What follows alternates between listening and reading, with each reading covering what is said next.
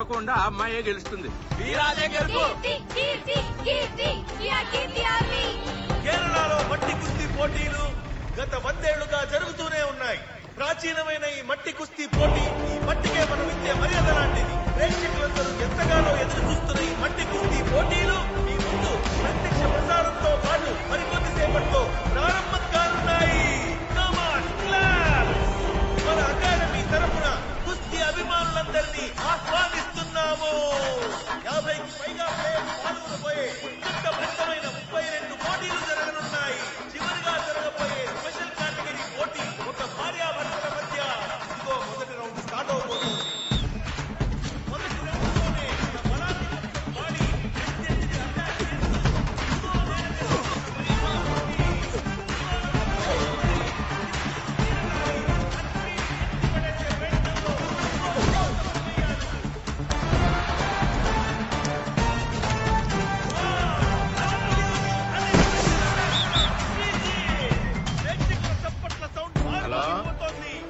వెంకట్రావా, పంచాయతీ బోర్డులో ఉన్నాం. అల్లుడి మ్యాచ్ మొదలవుతుంది కదా, తొందరగా వచ్చారా?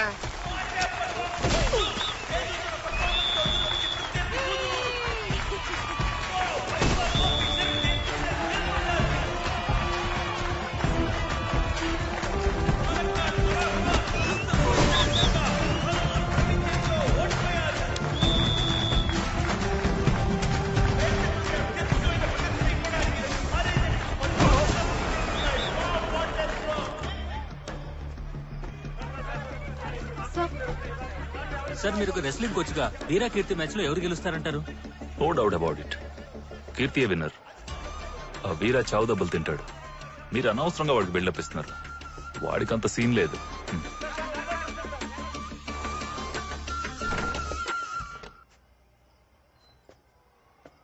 కీర్తి,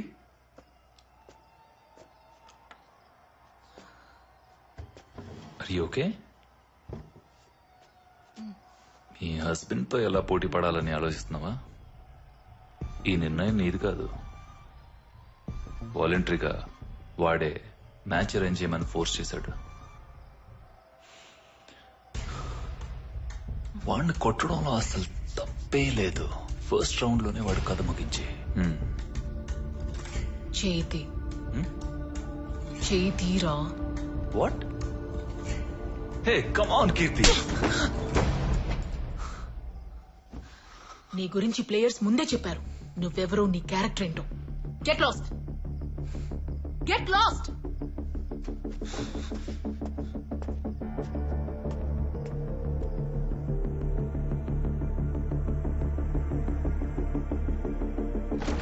రిపోర్ట్ ఇప్పుడే వచ్చింది కదా సార్, నన్నేం చేయమంటారు? Any problem?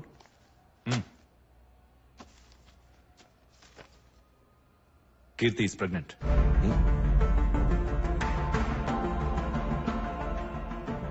మ్యాచ్ కి ముందు ప్లేయర్స్ కి చేసే మెడికల్ ఫిట్నెస్ టెస్ట్ లో మిస్సెస్ కీర్తికి ప్రెగ్నెన్సీ కన్ఫర్మ్ అయింది. ఇది కీర్తికి చెప్పారా? చెప్పలేదు. ఇప్పుడు ఏం చేద్దాం అనుకుంటున్నాం? ఇంకేం చేయగలం? మ్యాచ్ క్యాన్సిల్ చేయక తప్పదు.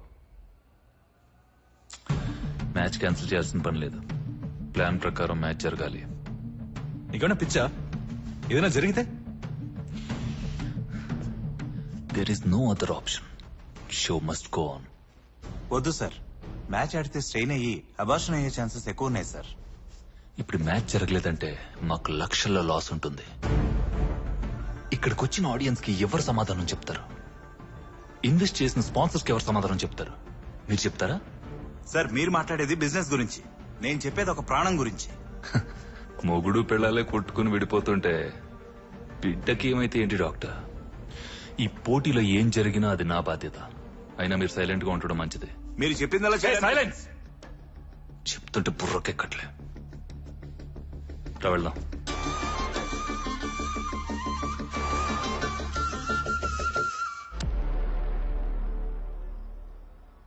మనమందరం ఎంతగానో ఎదురు చూస్తున్న వీరా కీర్తి స్పెషల్ కేటగిరీ పోటీ ఇప్పుడు మొదలవబోతోంది.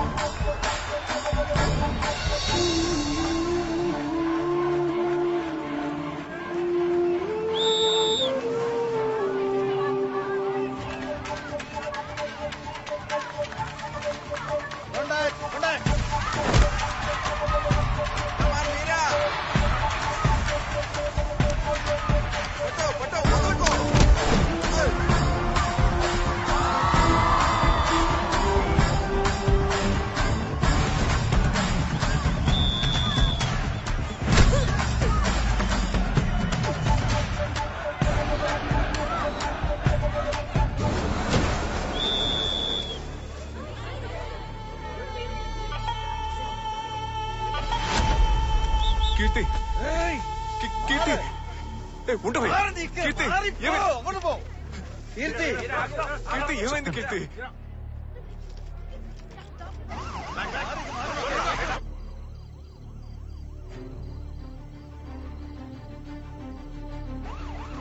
జాగ్రత్త చూసుకోండి ఎక్కించండి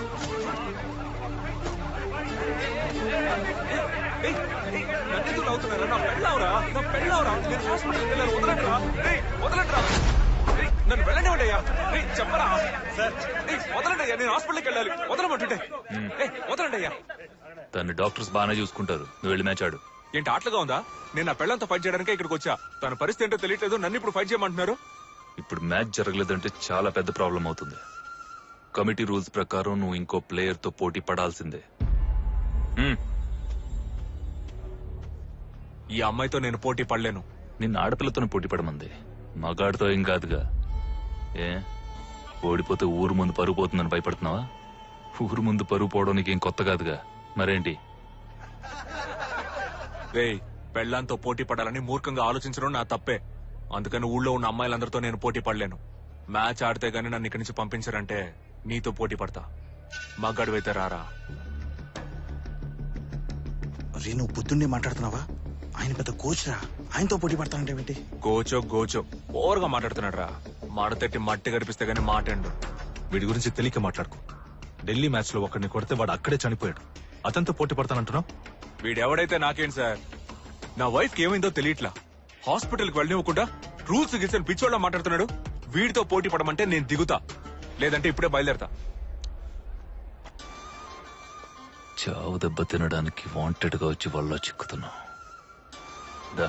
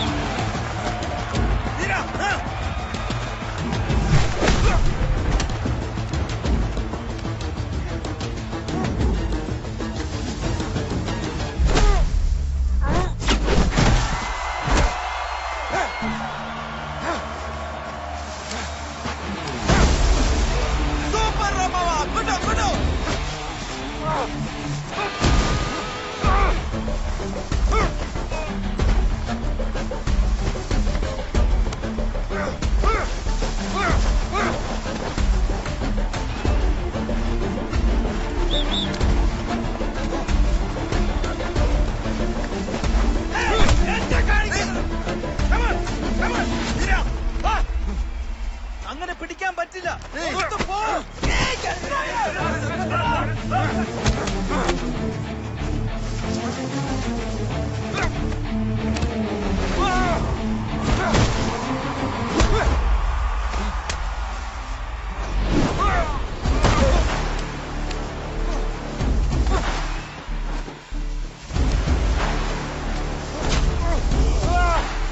വെളിയിലെ പോയി ഫൗൾ അതിരാ വീരാ.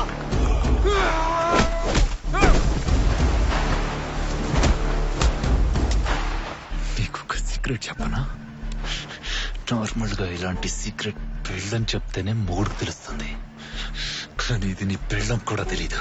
నేను చెప్తున్నా విను, నువ్వు నాన్నవి కాబోతున్నావు.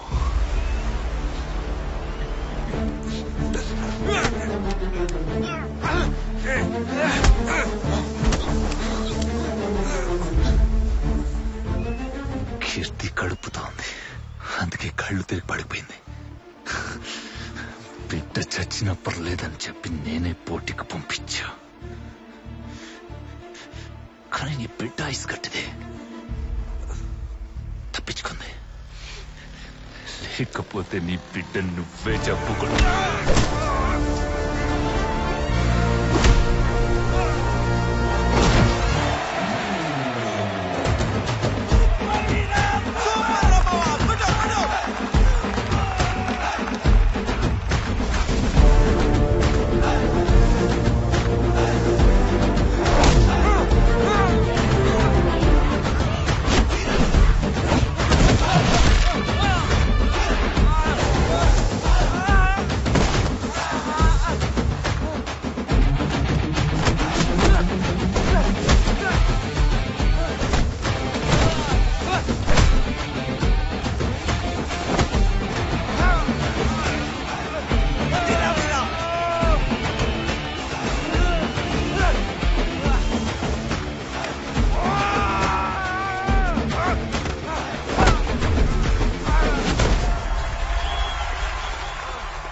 ఏం డాక్టర్ వాడు రూల్స్ మీరే ఆడుతున్నాడు?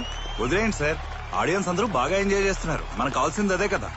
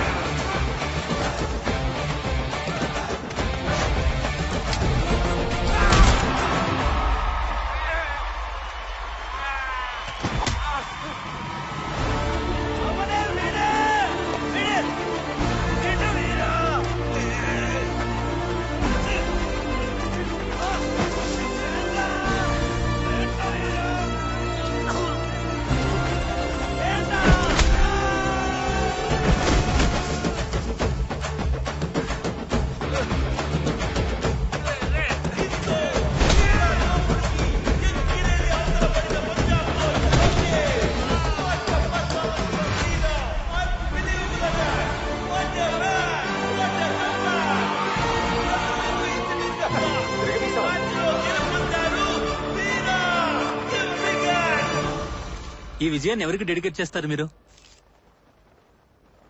నా వైఫ్ కీర్తికి డెడికేట్ చేస్తున్నా. మీ వైఫ్ తో పోటీ పడ్డానికి ఇందులో పాల్గొన్నారు, కానీ ఈ విజయాన్ని మీ వైఫ్ కి డెడికేట్ చేయడానికి గల కారణం?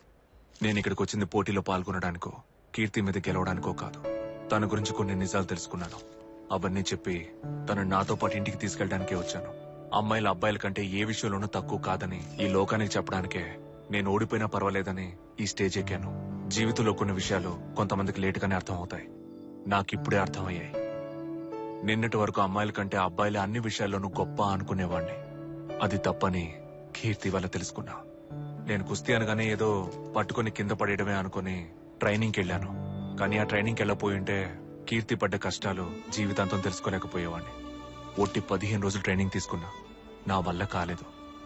ఒళ్ళంతా నొప్పులు. కానీ ఒక అమ్మాయి 15 ఏళ్లుగా ఇదే పని మీద ఉంది. తను ఎన్ని బాధలు అనుభవించుంటుంది. ఇండియాకి ఆటలకి చాలా దూరం. మనం అబ్బాయిల్ని ఆటలాడుకుంది చాలు, ఇంట్లో కూర్చొని చదువుకోండి అంటాం. అలాంటప్పుడు అమ్మాయిల్ని ఆడుకోవడానికి ఎలా పంపిస్తాం? ఈ ప్రపంచాన్ని ఎదిరించి ఆడాలనుకునే అమ్మాయిలకి ఇంట్లో వాళ్ళు పెళ్లి చేసి వాళ్ళ కళ, లక్ష్యం, గుర్తింపు అన్నిటినీ చంపి పాతేసి కుటుంబమే నీ గుర్తింపు, ఇంతే నీ జీవితం, ఈ కళలన్నీ మనకొద్దమ్మా అని క్లాస్ పీకుతాం. సరైన ట్రైనింగ్, సపోర్ట్ చేసే కుటుంబం ఉంటే ఒలింపిక్స్ లో బంగారు పథకం కొట్టగలిగే కోట్లాది అమ్మాయిలు మన దేశంలో కూడా ఉన్నారు. ఆ కోటిలో ఒక బంగారమే నా కీర్తి. ఇన్ని రోజులు తన విలువేంటో తెలుసుకోకుండా నేను తప్పు చేశాను. అందుకే మీ అందరి ముందు నా బంగారానికి క్షమాపణ చెప్తున్నాను. నన్ను క్షమించు కీర్తి. మీ ఆయన నీతో పోటీ పడకుండానే నీ మీద గెలిచాడు.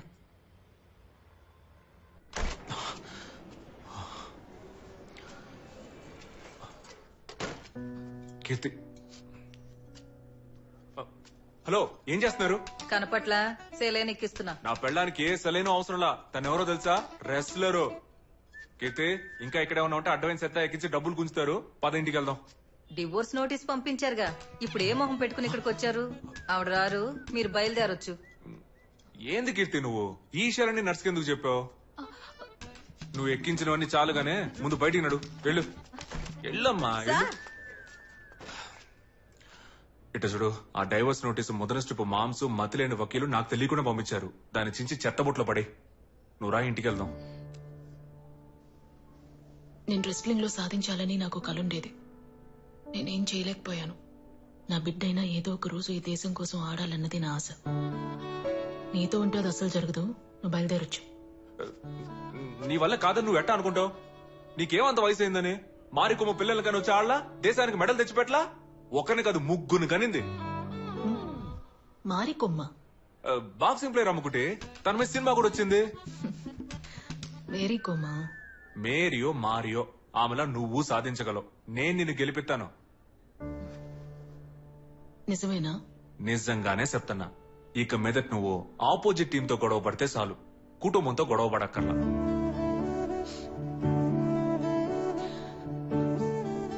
మాట మార్చావు కదా. మన బిడ్డ మీద ఒట్టు.